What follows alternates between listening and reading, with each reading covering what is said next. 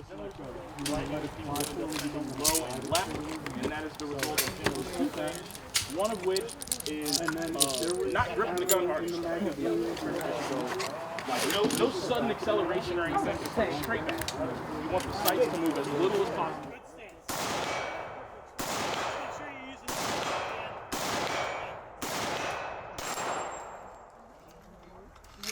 I only have 2 rounds in the mag there, buddy. Otherwise, all right, yeah. I'm gonna put up their targets for their exam.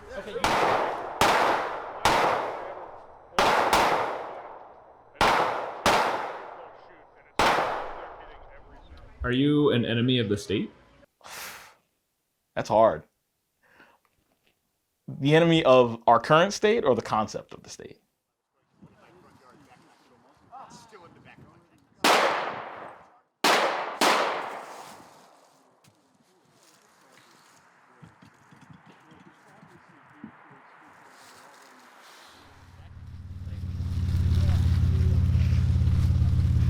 Circle around, everybody. Gather around. But yeah, thank y'all for coming through for what, our November range day? Damn, I really thought it was October for a second, but good to see everybody, see a couple of new faces, and that's why we always do a little intro. So hi, I'm Kwesi, Secretary.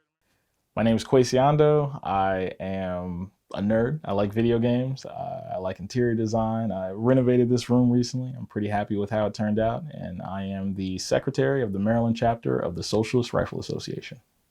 The SRA exists as not so much an answer to, existing structures like the NRA, but just to create a more welcoming presence in the gun community for marginalized people, of course, but literally everybody, everybody, regardless of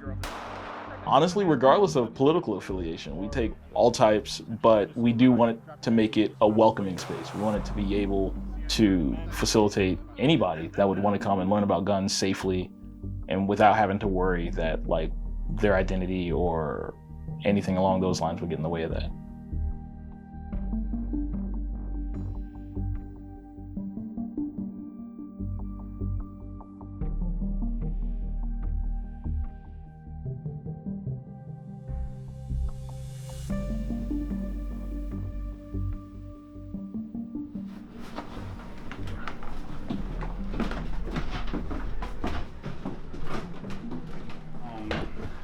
Favorite, if we're going by not as practical, but favorite is the Romanian PSL.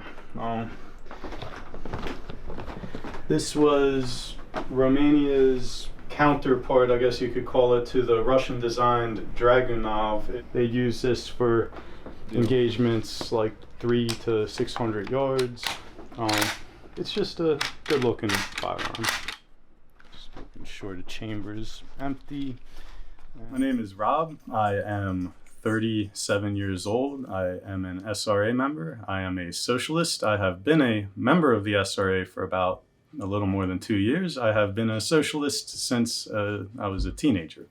So socialism is the idea that a government and an economy, the means of production, the means of distribution, and the means of exchange should be controlled by the working class, by the people, by the proletariat. So socialism is by nature about equality. It is about creating or striving to create an egalitarian society free of prejudice, free of bigotry, free of sexism and homophobia and racism. So that would be the only kind of gun club I would join, would be a socialist one.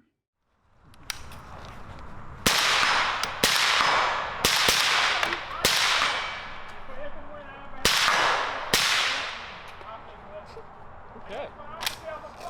I'm sure, off the cuff, hearing Socialist Rifle Association, they're probably going to think we're a militia. And, given, I guess, American thoughts around socialism as a concept, I couldn't really fault anybody for that. But that's, like I said, that's not where we are. We're not a militia. We're an education group. We're not we're not here trying to cause problems, as much as people would love to paint us with that brush, but that's not who we are. going into the 2016 election and seeing how all that went down, and the Trump presidency, and seeing how like Trump emboldened literal Nazis, literal fascists, you know, people on the right who specifically want and have committed violence against not just like the left as an entity, but like marginalized groups at large for simply daring to exist. You know what I mean? Like, and that's the reality that we have to contend with.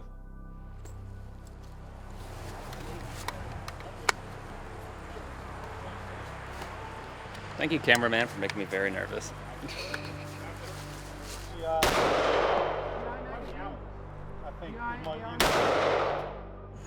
I'm Sam. I'm a 38-year-old trans woman from Pecksville. It was like the political situation in America sort of deteriorated. I was increasingly felt like I did need to own a gun, and I wasn't going to be able to go to a lot of traditional places and learn how to use them or even purchase ammunition without maybe being harassed. Not gonna give my name, but I'm a trans woman, and I've been involved with the SRA for a few months at this point. So the first time I received a death threat, this was at a protest.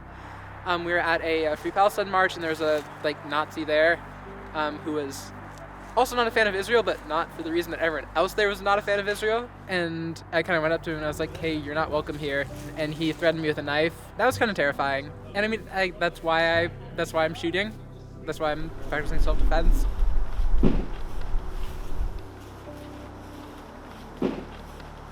I have been a member of the SRA for 2 years, currently treasurer. I am a non-binary, trans femme, commie gun owner, and I like video games and martial arts. I've experienced things like, getting called a faggot in public spaces. I have not really experienced getting beaten up since, I want to say high school. Part of personally my passion for learning to defend yourself comes from that.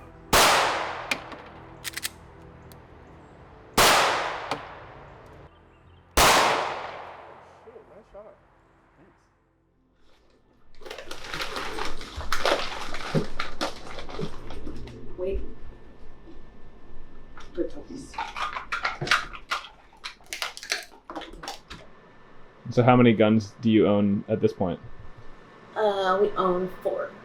I feel like it's a really practical amount. We have, he has a pistol, I have a pistol, I have a shotgun, and he has a rifle. Alexa, stop. We were living in Elkton when I first took him shooting, and I was noticing a lot of Nazis. I was up there doing home energy audits, so I was in a lot of people's houses, and I was in a lot of neighborhoods, and I was in a lot of bad neighborhoods. And there were a lot of Confederate flags and a lot of swastikas. And mostly you saw swastika tattoos, but there were some people had their homes just decorated in swastikas on the inside, Wait, don't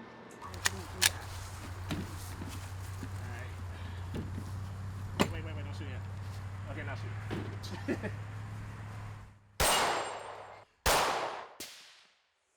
We bought our first gun shortly before the pandemic started, just because of the rising political tensions in this country, honestly. It is becoming more worrisome, and still is to this day. People are just growing emboldened. And one example, that hit kind of close to home was we had some political signs out in front of our house, a Bernie sign, a couple of other political candidates. This was a few years ago. Our neighbor, a couple doors down, drove up in front of our house, got out of his car, started yelling at the house. I was working at the time in my office over there, and I could see him through, at the window. And he was yelling at the house, and he tore the Bernie sign out of the yard, and he flung it at the house. And then most recently, it was just a couple of months ago, I guess, he came, it was 2:15 in the morning, I think, and he appears on our security cameras. That's the reason we got the security cameras, was because of the first time he did this. He walks across the street, he's out in front of the house, he's smoking a cigarette in front of the house, yelling at the house. And then he approaches the house and he steals 2 signs from us. He steals one, and then he comes back and he steals the other one. And he never admitted to it. My partner confronted him one day and said, "Are we ever getting our signs back?" And he said, "I don't know anything." And he said, "Okay, well, my cameras do." You know. The notch. Yeah, and just so you know, your bag release is there. I wouldn't in case you were looking at don't swap touch stocks on my mini. Because you'll drop the knife, Maryland is one of the more restrictive states to own firearms in. They have a lot of hurdles, they have a lot of restrictions towards firearms ownership, and a lot of them can be overcome by money. So it kind of turns firearm ownership into a thing specifically for people of means. So the reason we actually have myself and 2 other members in the SRA had decided to go and get our trainers qualifications so that we could become registered handgun trainers in Maryland, because we specifically wanted to break down one of those financial barriers towards firearm ownership. When we call hot range, that is when you uncase your firearms. You take your firearm, and it is helpful actually to mark the front of your case or have some way for you to remember which way the muzzle is pointing in your case. You always want that muzzle pointing down range. Low ready, finish out your mag. Yeah, we're good. Go hot. Go hot. Range is hot. But again, I know you know how to shoot. I've seen you before, so just whatever you're. Just don't rush through it.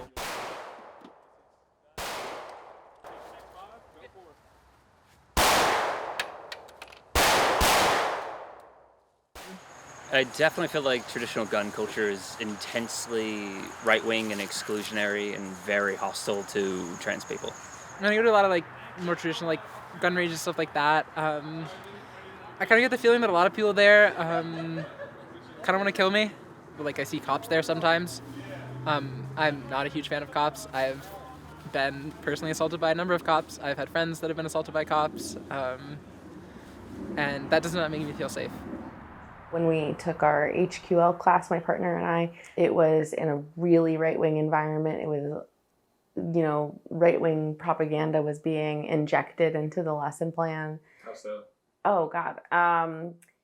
Well, Nancy Pelosi's trying to take this away from you. Isn't that ridiculous? Here, pass this bullet around so you can see how ridiculous it is that Nancy Pelosi's trying to take this away from you, you know. Very overt. Not hidden at all. This is what you get to shoot at to qualify. If you cannot hit this from 15 yards, you don't belong here. So we will make sure you can, though. Don't worry. It's, yeah. Hit that 17 times here. Yep, 17 times anywhere. That's all you got to do. Anywhere in the blue. I'm sorry, anywhere in the blue. Yep.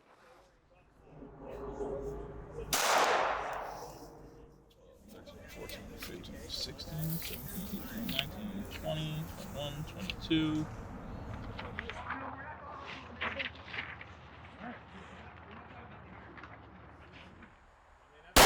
Very nice. You know, you can look down it, you see there's nothing in it, so you're out. And that's great. You said this is your first time shooting? That's ridiculous. That's crazy. Like that's wild. Like I was absolutely not shooting like this when I started. Like I'm jealous of all y'all. Anyway, unload and show clear for me. Well, I'm Georgia. I just shot for the first time a few minutes ago, so this is a very new experience to me. At first, I was really scared of the idea of shooting a gun, but then the more I thought about it, I warmed up to the idea. I see so much hate, so. But then I realized that, like, being able to handle a gun and use one yourself is important, because you kind of don't know what's going to happen.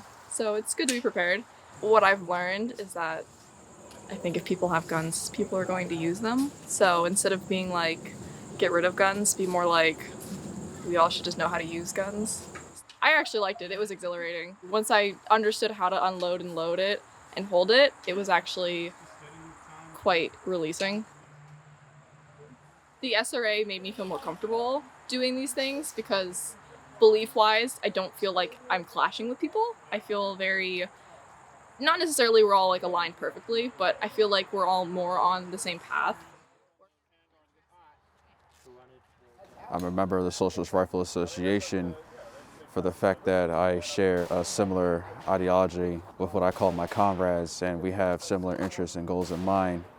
And it provides a safe space for me to come and shoot at the range without any sort of bias or discrimination.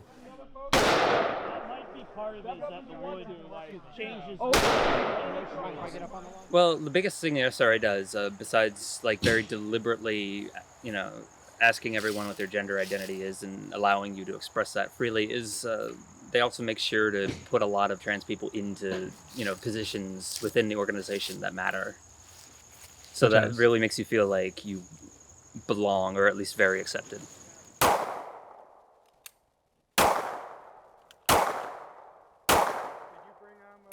All right. You're clearly warmed up.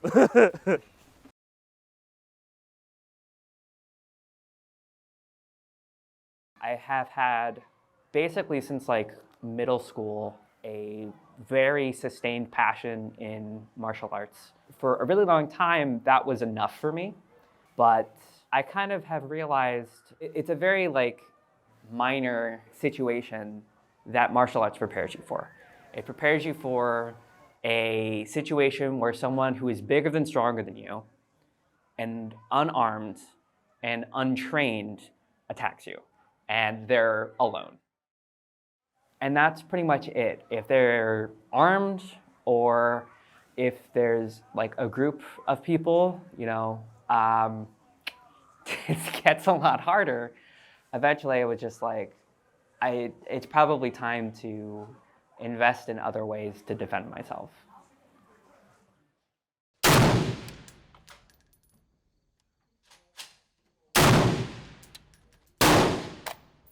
I really did not have much exposure to firearms as a child. I really came into the firearms really just a few years ago. What changed the way that I was feeling was when the COVID pandemic came and ripped the mask off of the United States of America. I think that what happened with COVID was a lot of people out there saw that the government and the existing economic structures had absolutely no interest in alleviating the pain and suffering of the common folk, that when things got tight and the going got tough, the elites, the aristocracy of our society kind of hunkered down and adopted this attitude of, well, we're going to get everything for ourselves that we absolutely can and screw everyone else. There's a good chance if you find somebody who is impoverished in some way, they'll also be a part of some other marginalized group, be it by, gender, sexuality, race, so on and so forth. And those are the people that we are really like aiming for when we look to people that we want to include in our organization, and just people that we want to help, because we don't just help people who are in our organization. We want to do outreach. We want people to be able to come to us regardless of whether or not they're affiliated with us for whatever education they would need in regards to firearms. Higher? Okay. Yeah, as high as you can reasonably get, really. Okay. So that this thumb is going like, and since you have a Beretta, you have a whole lot of real estate up here, right? Right. So you can just press your thumb, and all the pressure right here, right? Okay. This hand should just be free to pull the trigger. All the pressure is here. Okay. So could I get... Firearms are a drop in the bucket of violence in the United States of America, and I do not believe that the answer is going to be in further continued or more restrictive gun legislation.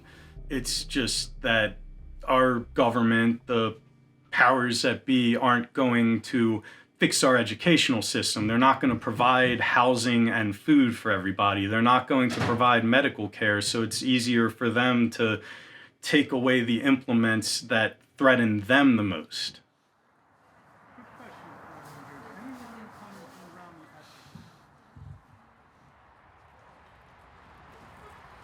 Radical, as a word for me, basically just means we need to organize outside of the traditional political system and build, people power. Tenant unions, workers' unions, and organizations like the SRA. A civil war, see I think that if there was to be a civil war, that would be something that would be the right versus the government, simply for the fact that as a left-wing communist, and from what I've seen in my groups and as well as my social groups, we aren't really in a particular place to where we could say that we are an actual considerable threat to the state, unlike that of the right-wing extremists, which I would have to admit are a lot more organized. And as we have seen from a few years back with the January 6th insurrection, that they are more than willing to breach government buildings and become militant against the state, whereas not even since the 1950s and 60s, we just held signs and we were shot for it. We're more worried about defending ourselves and our families and our loved ones and people who are like us than we are trying to antagonize the state.